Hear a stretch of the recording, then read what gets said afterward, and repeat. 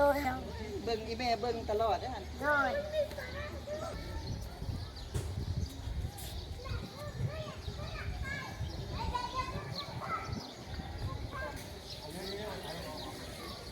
จังหงอยู่นอกลูก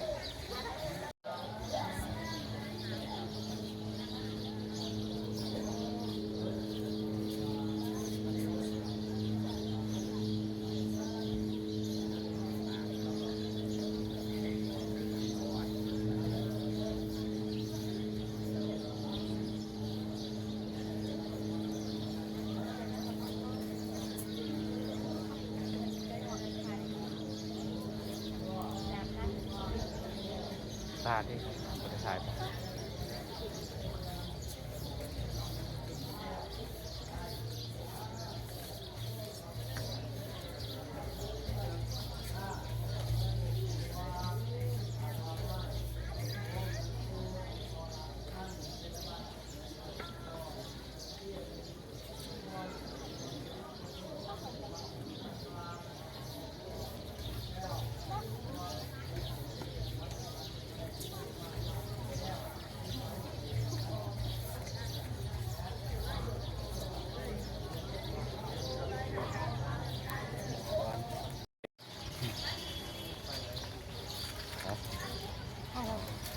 มาเด้อมื้อนี้มาซื้อ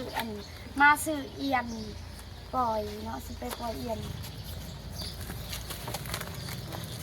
เอียน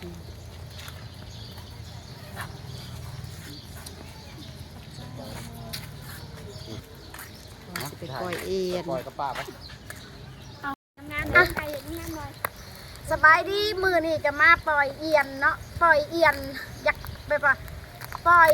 ที่บ่ขาดสารตัดชีวิตแล้วเนาะเพราะว่าสิ่งที่ขอฮอนไปก็สิบ่ขาดสารตัดชีวิตมาเบิ่งน้ำกันว่านี่เนาะคนสิปล่อยเอียน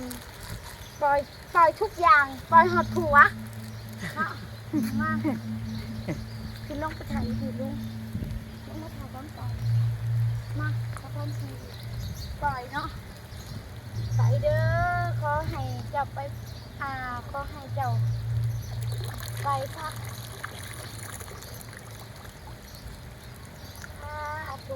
ขอให้มีแต่ความสุขความเจริญเด้อปรารถนาสิ่งใดขอให้ได้สมใจปรารถนาสาธุ